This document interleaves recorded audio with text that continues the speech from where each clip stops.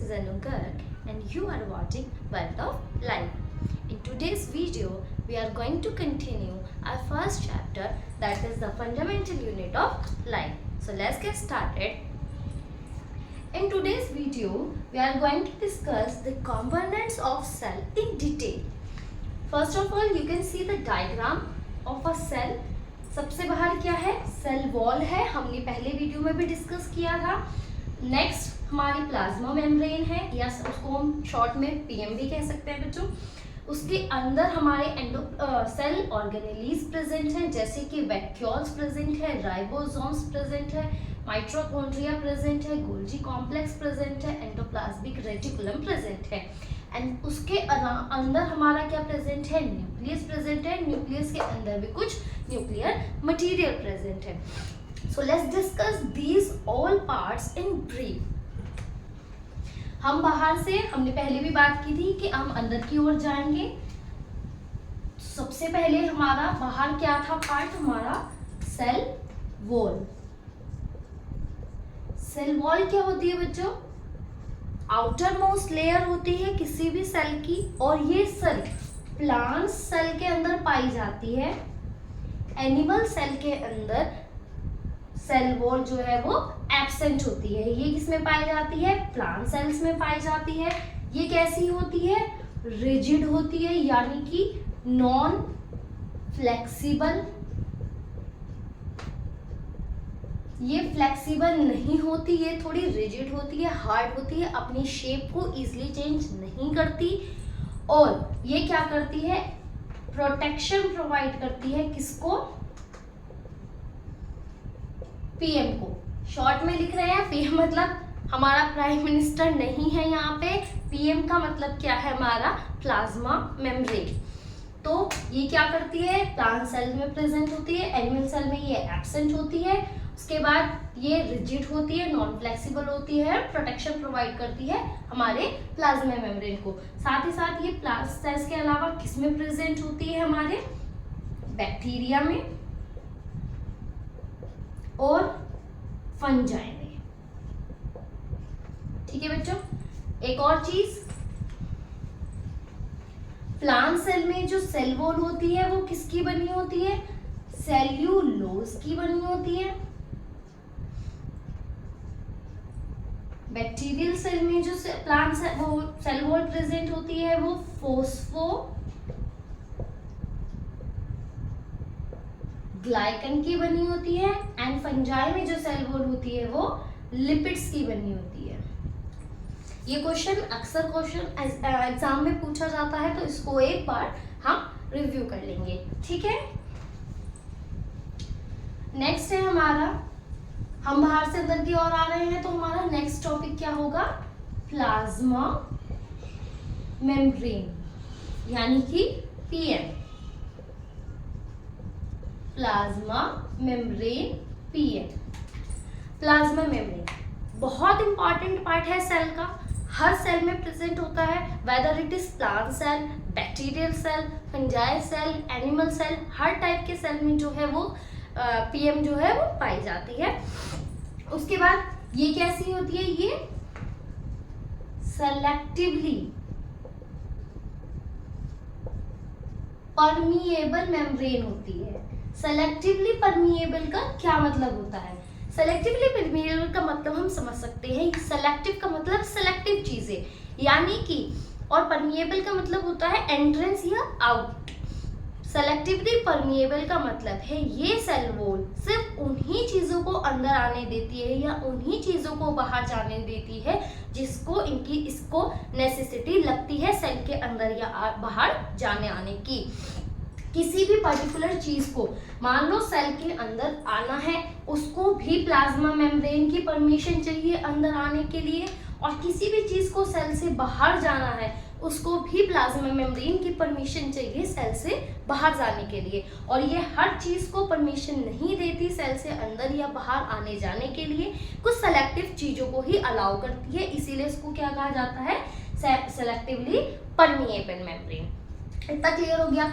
अब कोई भी चीज अंदर या बाहर आ रही है या जा रही है सेल के, तो वो क्या हो रही है, ट्रांसपोर्ट।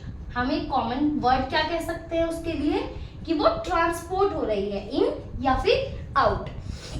अब अगर प्लाज्मा मेम्ब्रेन ट्रांसपोर्ट का काम कर रही है तो हम अब ट्रांसपोर्ट को देख लेते हैं, इसी में कवर कर लेते हैं ट्रांसपोर्ट को, कि जो ट्रांसपोर्ट होता है प्लाज्मा मेम्ब्रेन के थ्रू वो दो टाइप का होता है। ठीक है बच्चों, पहला पैसिव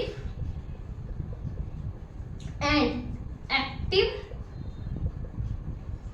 ट्रांसपोर्ट। ठीक है, passive transport and active transport. पहले तो बेसिक समझ लेते हैं। पैसिव ट्रांसपोर्ट का मतलब होता है किसी भी चीज का higher concentration to lower concentration जाना। What is higher and lower concentration, इसको कैसे समझ सकते हैं? कंसंट्रेशन का मतलब होता है किसी भी चीज का नंबर। बच्चों, कोई भी चीज नंबर में कितनी है वो उसकी कंसंट्रेशन को रिफर करता है। मान लो मेरे पास 10 टॉफी हैं, फॉर एग्जाम्पल मेरे पास 10 टॉफीज हैं, मैं उसको क्या कहूंगी, मेरी टॉफीज की कंसंट्रेशन कितनी है, 10 है। एंड तुम्हारे पास 2 टॉफी है, तुम्हारी कंसंट्रेशन टॉफीज की क्या है, 2 है। इसको एग्जाम्पल के तौर पर ले सकते हैं कि कंसंट्रेशन का मतलब क्या होता है, काउंट होता है किसी भी पर्टिकुलर चीज का।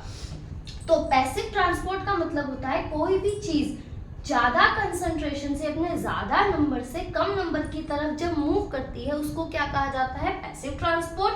एंड एक्टिव ट्रांसपोर्ट का क्या मतलब होता है, कोई भी चीज जब लोअर कंसंट्रेशन से यानी कि कम नंबर से हायर कंसंट्रेशन की तरफ मूव करती है उसको क्या कहा जाता है, एक्टिव ट्रांसपोर्ट। ठीक है बच्चों, उसके बाद पैसिव ट्रांसपोर्ट अगेन 2 टाइप का होता है। ठीक है, पहला डिफ्यूजन, हमने ये टर्म कभी ना कभी तो सुनी होगी बिल्कुल। उसके बाद ऑस्मोसिस। ठीक है, डिफ्यूजन एंड ऑस्मोसिस हमने पढ़ा। पैसिव का मतलब होता है higher concentration to lower concentration, same दोनों में यही होता है, higher concentration to lower concentration. Differences क्या है दोनों के अंदर वो देख लेते हैं एक बार। डिफ्यूजन, डिफ्यूजन का क्या मतलब होता है, जैसे कि कोई भी सॉलिड, कोई भी लिक्विड, कोई भी गैस, जब फॉर एग्जाम्पल ये हमारी सेल वॉल है,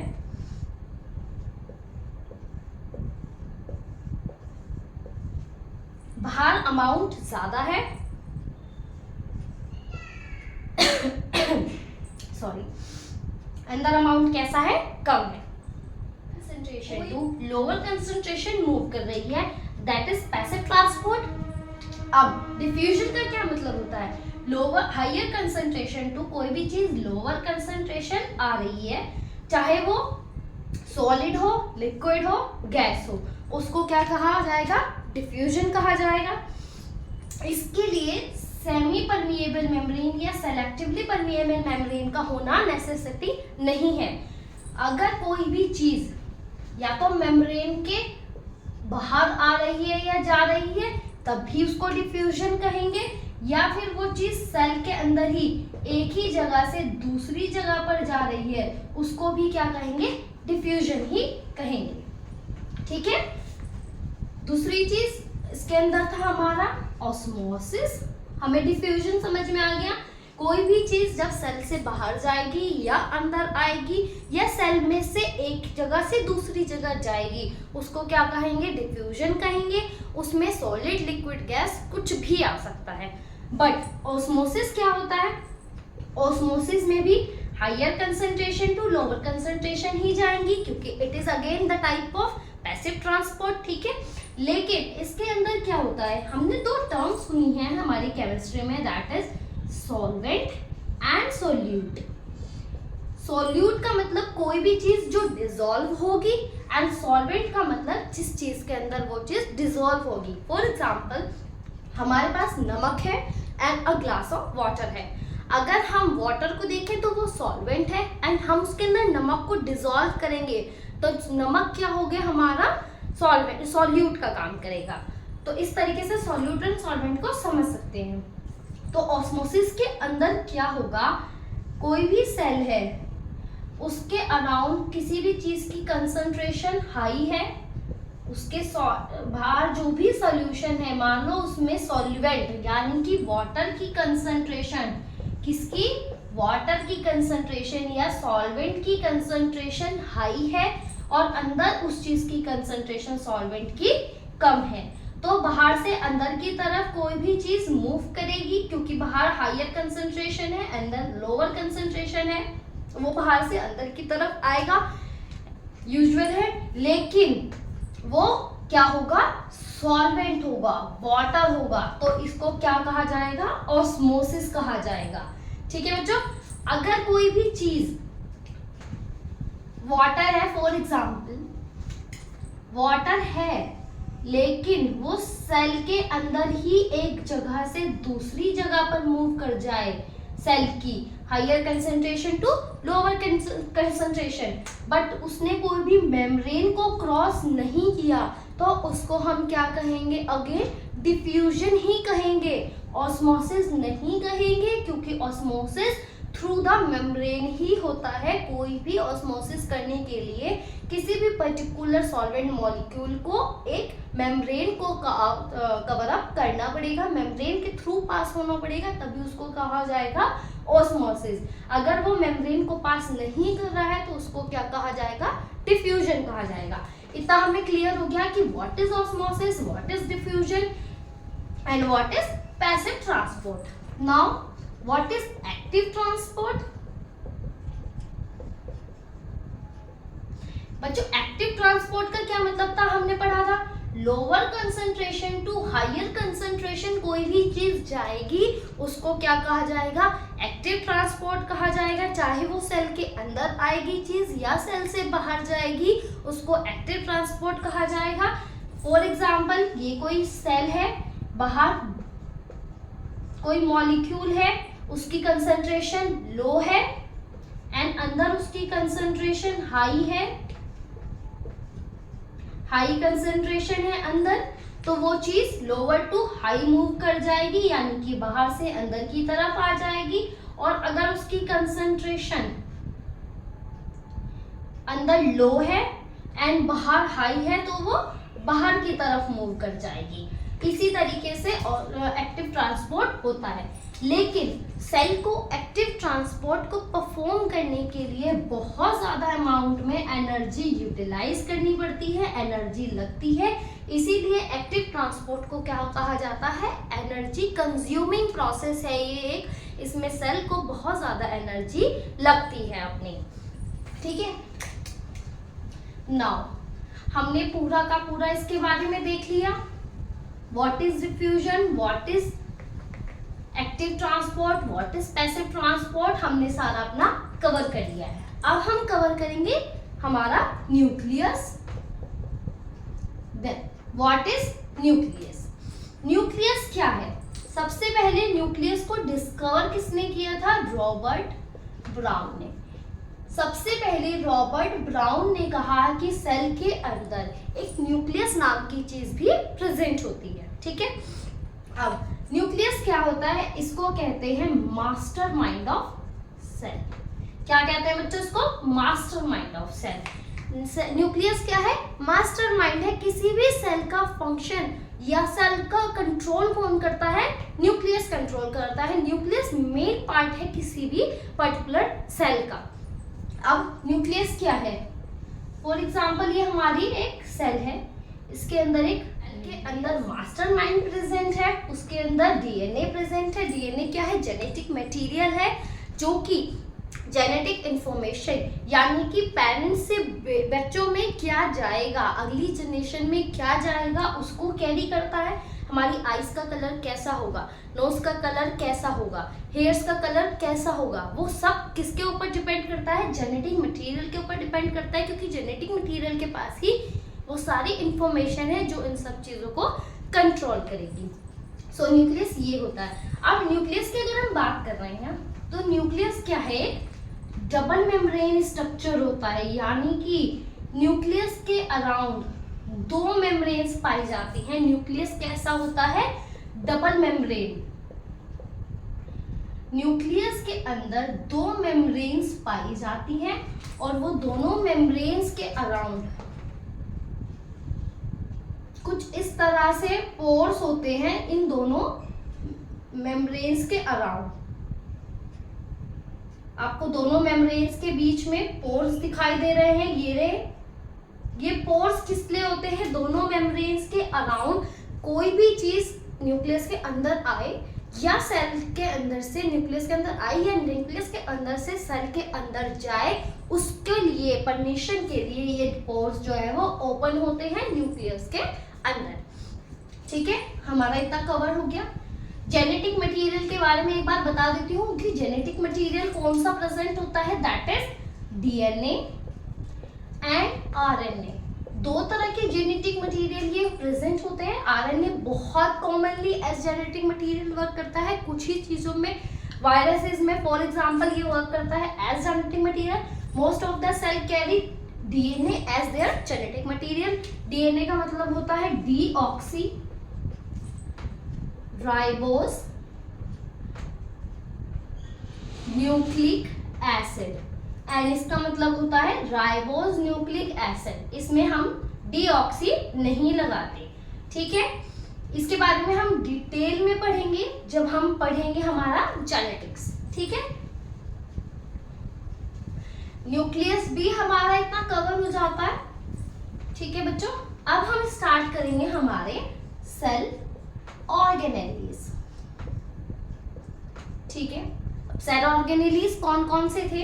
पहले तो ये हमारे एंडोप्लाज्मिक रेटिकुलम, इसको मैं ER लिख रही हूँ। नेक्स्ट थे हमारे गोल्जी कॉम्प्लेक्स। ठीक है, नेक्स्ट थे हमारे वैक्यूल्स। नेक्स्ट थे लाइसोसोम्स। नेक्स्ट था माइटोकॉन्ड्रिया।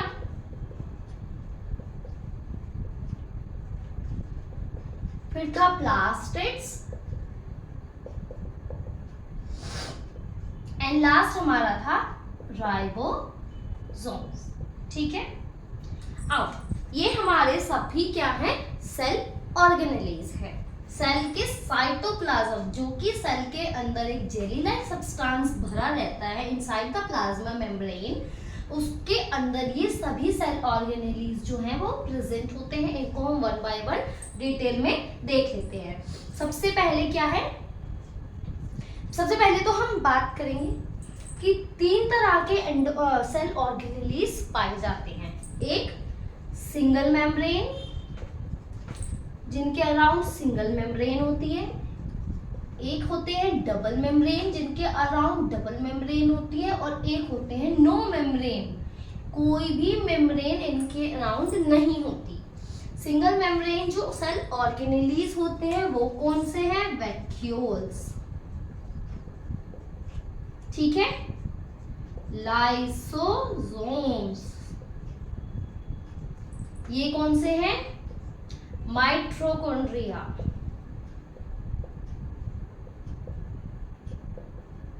ठीक है, प्लास्टिड्स, और अभी हमने न्यूक्लियस की बात की है।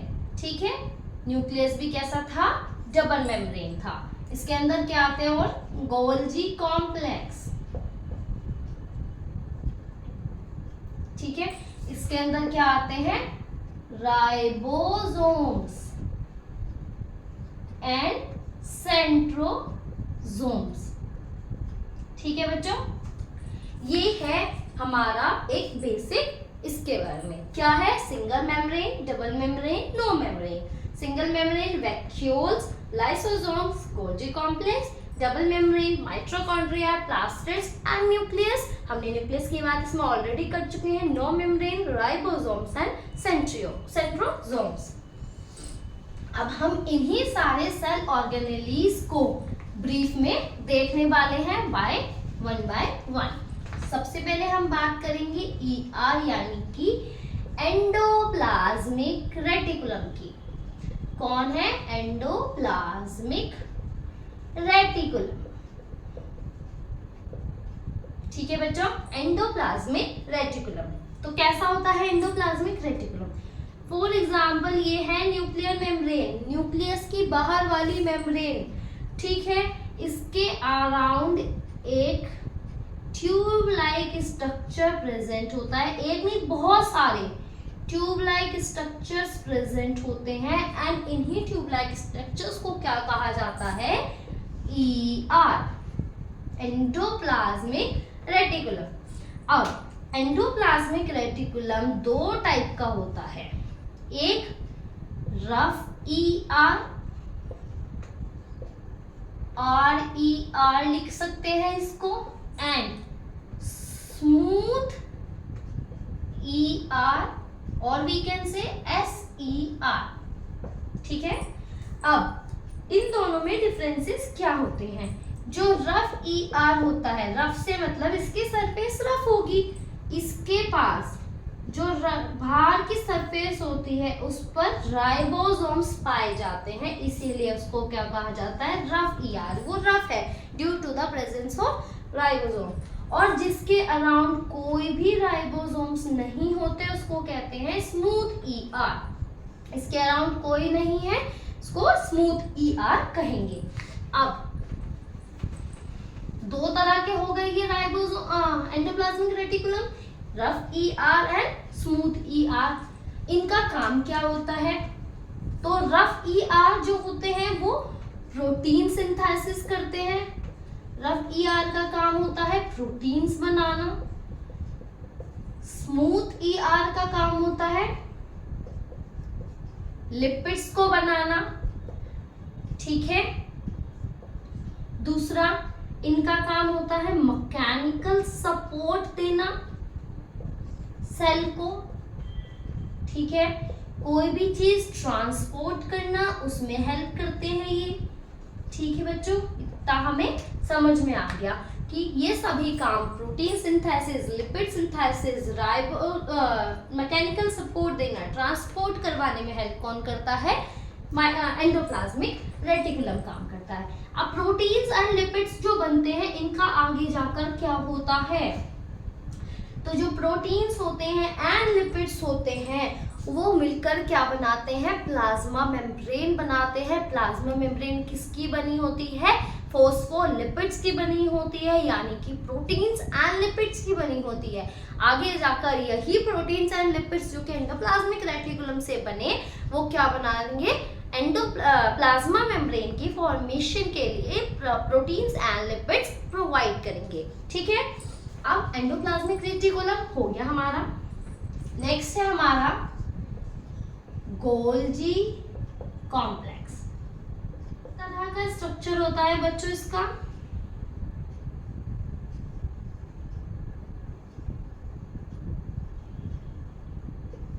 कुछ इस तरह का स्ट्रक्चर्स होता है, बहुत सारे ट्यूब लाइक स्ट्रक्चर एक के ऊपर एक अरेंज होते हैं और क्या बनाते हैं? गोल्जी कॉम्प्लेक्स बनाते हैं। बहुत सारे हैं इसीलिए इसको क्या कहा गया? कॉम्प्लेक्स टर्म से प्रेजेंट किया गया। ठीक है, हर ये जो इसकी ट्यूब्स होती हैं इनको क्या कहा जाता है? सिस्टर्नी। क्या कहते हैं?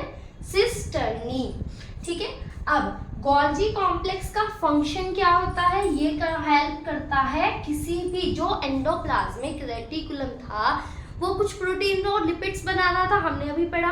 अब वो प्रोटीन्स एंड लिपिड्स जो हैं वो आकर गोल्जी कॉम्प्लेक्स में आएंगे, पहले रिसीव करेगा उनको, स्टोर करेगा उनको अपने अंदर। ठीक है, उसके बाद उनको पैक करेगा, पैकिंग करेगा उनकी और आगे ट्रांसपोर्ट कर देगा। ठीक है, क्या करेगा?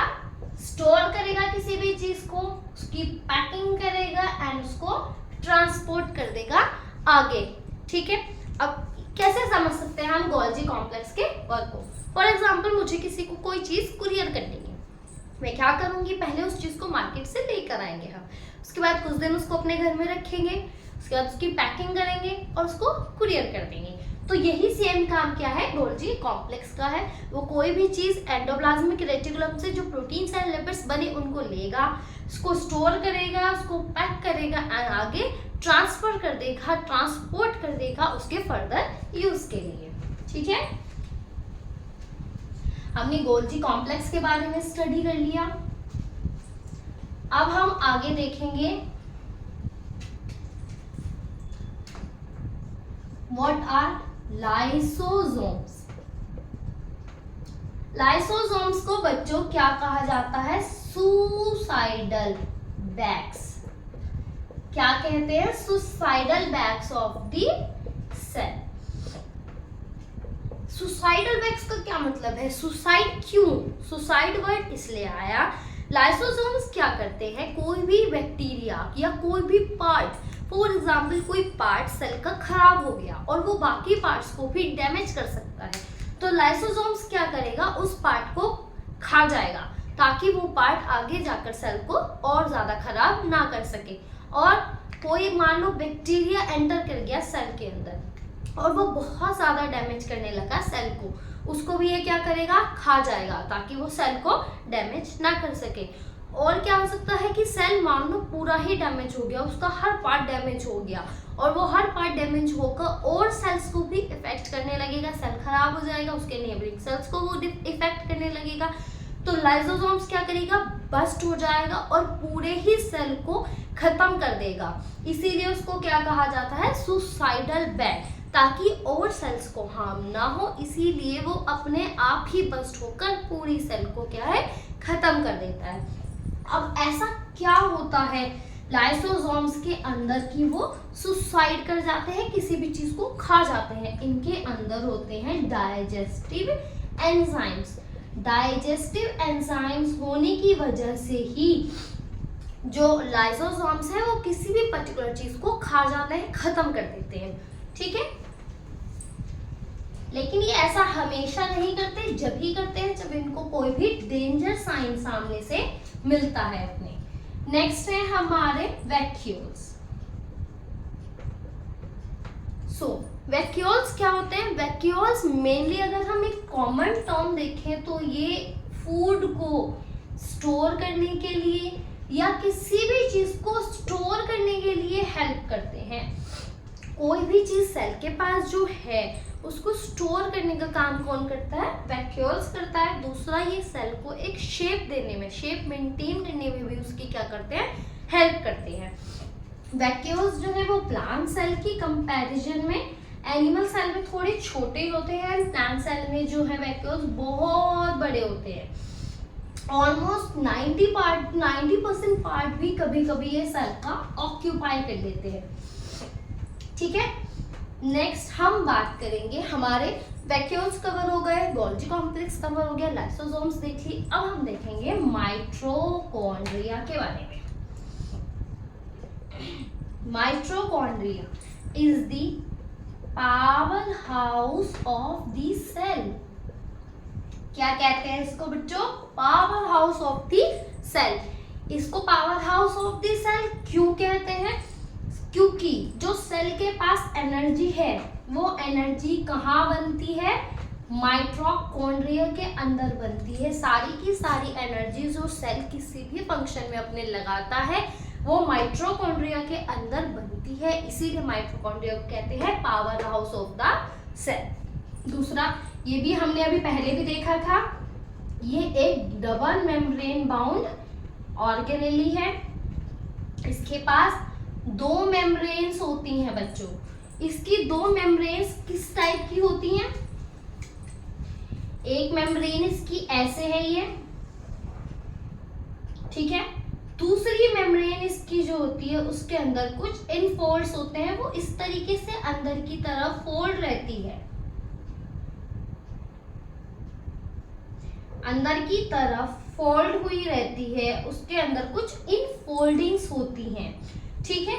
आउटर मेम्ब्रेन, इनर मेम्ब्रेन, और उसके अंदर इसका क्या प्रेजेंट होता है? डीएनए। हमने डीएनए की भी बात की थी कि डीएनए सिर्फ न्यूक्लियस के अंदर होता है, नहीं, डीएनए माइटोकॉन्ड्रिया के अंदर अलग प्रेजेंट होता है। माइटोकॉन्ड्रिया के पास अपना डीएनए होता है और अपने ही राइबोसोम्स भी होते हैं। हमने देखा था एंडोप्लाज्मिक रेटिकुलम के अराउंड राइबोसोम्स थे, नहीं, डीएनए के माइटोकॉन्ड्रिया के अंदर अपने डीएनए और अपने राइबोसोम्स प्रेजेंट होते हैं, इसीलिए इसको बहुत ज़्यादा इम्पॉर्टेंट पार्ट कहा जाता है। दूसरा इनको क्या कहा जाता है, सेमी इंडिपेंडेंट। ये खुद से डिपेंडेंट नहीं है, किसी के ऊपर डिपेंड नहीं करते अपनी किसी भी फंक्शन या अपनी रेप्लिकेशन के लिए, ये खुद ही आगे जाकर अपने आप में सफिशिएंट है। ठीक है, ये क्या है, माइटोकॉन्ड्रिया। माइटोकॉन्ड्रिया में power house of the cell है, एनर्जी बनती है in the form of ATP. ये हम आगे देखेंगे व्हाट इज एटीपी। जो एनर्जी हमारी बॉडी में होती है वो in the form of ATP होती है। हम आगे स्टडी करेंगे कि व्हाट इज एटीपी, क्या होता है एटीपी, कैसे बनती है, क्या हो, सब इसके बारे में हम डिटेल में देखेंगे बाद में। ये माइटोकॉन्ड्रिया है, 2 लेयर होती हैं। ठीक है, ये हो गया हमारा। दूसरा जो इसके अंदर second membrane, double membrane bound organelle आता है, दैट इज प्लास्टिड्स। प्लास्टिड्स क्या है, again double membrane bound organelle है, लेकिन ये सिर्फ और सिर्फ प्लांट्स में मिलते हैं। किस में मिलते हैं, प्लांट सेल्स में मिलते हैं। एनिमल सेल्स में प्लास्टिड्स एब्सेंट होते हैं। प्लास्टिड्स का काम क्या होता है, पी और पी से हम याद रख सकते हैं कि ये प्लांट्स में मिलते हैं। पी मतलब प्लास्टिड्स, पी मतलब प्लांट्स में ही मिलते हैं। दूसरा इनका काम क्या होता है, कलर प्रोवाइड करने का। हम प्लांट्स में देखते हैं ना, फ्रूट्स अलग अलग कलर्स की हैं, फ्लावर्स अलग अलग कलर्स की हैं, कुछ प्लांट्स में लीव्स भी अलग अलग कलर्स की होती है। वो क्यों होती है, क्योंकि उनमें प्लास्टिड्स प्रेजेंट हैं। प्लास्टिड प्रेजेंट है जो कि उनको एक स्पेसिफिक डिफरेंट कलर प्रोवाइड कर रहे हैं। इनका काम है कलर प्रोवाइड करना प्लांट सेल को। अब प्लास्टिड्स जो है वो 3 टाइप के होते हैं बच्चों।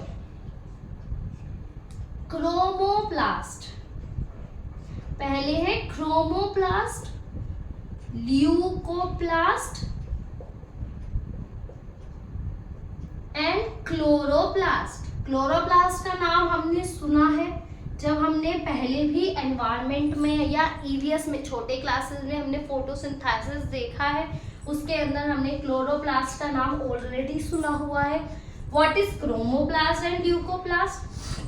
क्रोमो का मतलब कोई भी कलर जो प्लांट के अंदर दिखाई देता है एक्सेप्ट ग्रीन, ग्रीन कलर को छोड़कर सभी कलर जो भी प्लांट फ्लावर में, फ्रूट्स में, लीव्स में दिखाई देते हैं वो क्रोमोप्लास्ट की वजह से ही आते हैं, अपीयर होते हैं। सिर्फ ग्रीन कलर इसके अंदर एब्सेंट होता है, बाकी सभी कलर्स क्रोमोप्लास्ट प्रोवाइड करता है। ल्यूको का मतलब होता है नो कलर, कोई भी कलर जब हमें प्लांट में या ट्रीज में या किसी भी चीज में उसके नहीं शो होता, दैट इज द ल्यूकोप्लास्ट की वजह से। एंड क्लोरोप्लास्ट का मतलब ग्रीन कलर, जब ग्रीन कलर हमें शो होता है तो उसको क्लोरोप्लास्ट की वजह से होता है। और हमने पहले भी पढ़ रखा है कि क्लोरोप्लास्ट ही क्या है, ग्रीन कलर को फॉर्म करता है। एंड इसी की वजह से फोटोसिंथेसिस यानी कि प्लांट्स अपना खाना खुद बना पाते हैं, उसी प्रोसेस को फोटोसिंथेसिस कहते हैं। वो भी किस वजह से पॉसिबल हो पाता है, क्योंकि क्लोरोप्लास्ट प्रेजेंट है। और इसी वजह से साइट भी क्या है, फोटोसिंथेसिस की। इसके अंदर ग्रीन पिगमेंट है जो सनलाइट को ट्रैप करती है, इसीलिए इसके अंदर ही फोटोसिंथेसिस का प्रोसेस जो है वो टेक प्लेस होता है। ठीक है बच्चों, अब लास्ट हमारा रह गया दैट इज राइबोसोम्स। राइबोसोम्स, अब राइबोसोम्स क्या होते हैं? हमने अभी जब एंडोप्लाज्मिक रेटिकुलम देखा, हमने देखा कि जिसके पास राइबोसोम्स प्रेजेंट है वो प्रोटीन्स बना रहा है। वो एंडोप्लाज्मिक रेटिकुलम, जो रफ एंडोप्लाज्मिक रेटिकुलम था, वो प्रोटीन्स बना रहा था। तो राइबोसोम्स का क्या काम हुआ बच्चों? प्रोटीन्स को बनाना।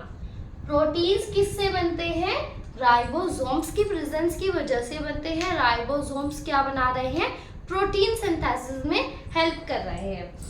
ठीक है, ये 2 टाइप के होते हैं, 70S 80S। ये हम आगे स्टडी करेंगे। प्रोकैरियोटिक यूकैरियोटिक सेल्स जब हम देखेंगे उसमें एक ब्रीफ रिव्यू दे दूंगी मैं इसका कि 70S और 80S टाइप के राइबोसोम्स क्या होते हैं। ठीक है, राइबोसोम्स के बारे में हमने इतना देख लिया। और राइबोसोम्स नंबर में बहुत सारे होते हैं, सिंगल वन नहीं होता। राइबोसोम्स खुद साइटोप्लाज्म में भी प्रेजेंट है, एंडोप्लाज्मिक रेटिकुलम के साथ भी एसोसिएट करते हैं, माइटोकॉन्ड्रिया के अंदर भी प्रेजेंट है। तो ये बहुत सारे होते हैं, नंबर में कोई सिंगल नहीं होता। लास्ट रह गए, last but not the least, that is centrosomes.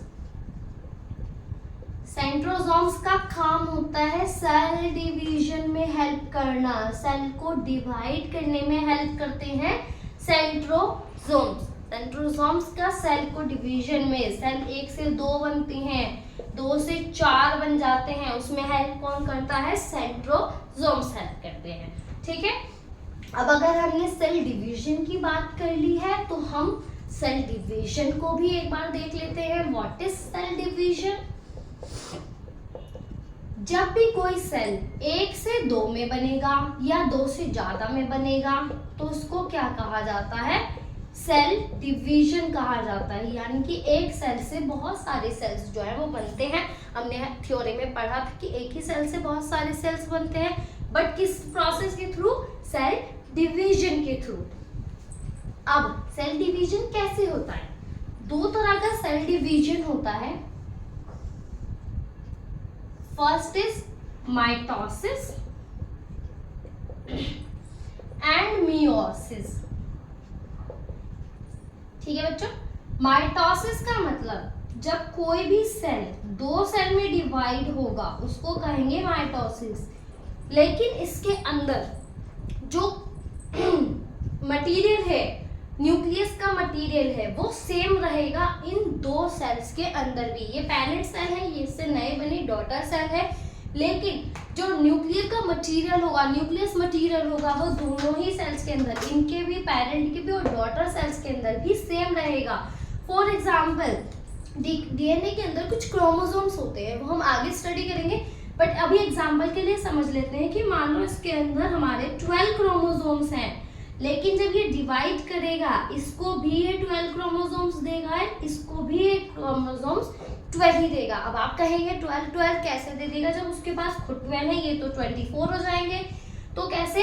जब वो डिवाइड करने वाला होगा उससे पहले खुद क्रोमोसोम्स रेप्लिकेट कर जाएंगे एंड डबल हो जाएंगे, 12 से 24 हो जाएंगे, एंड जब वो डिवाइड करेगा तो 12 में डिवाइड कर देगा। माइटोसिस के अंदर एक सेल से 2 डॉटर सेल जो है वो बनती हैं।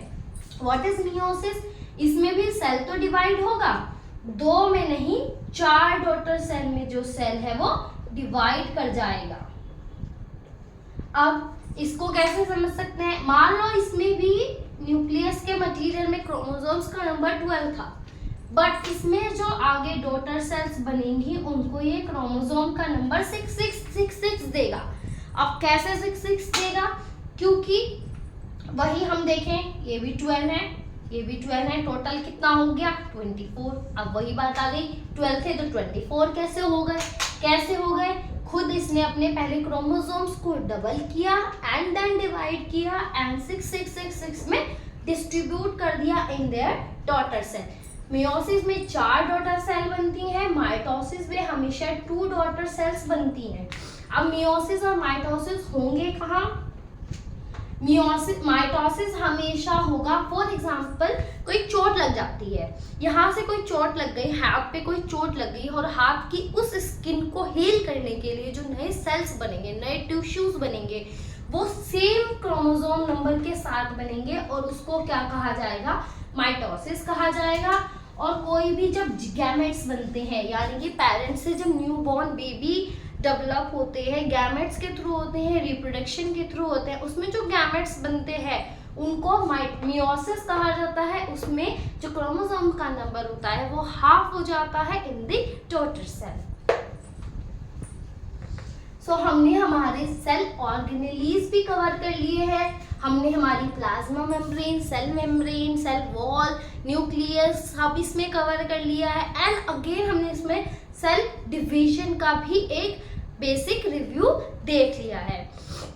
So if you think this video to be helpful, do like, share and subscribe channel for such knowledgeable videos. Thank you.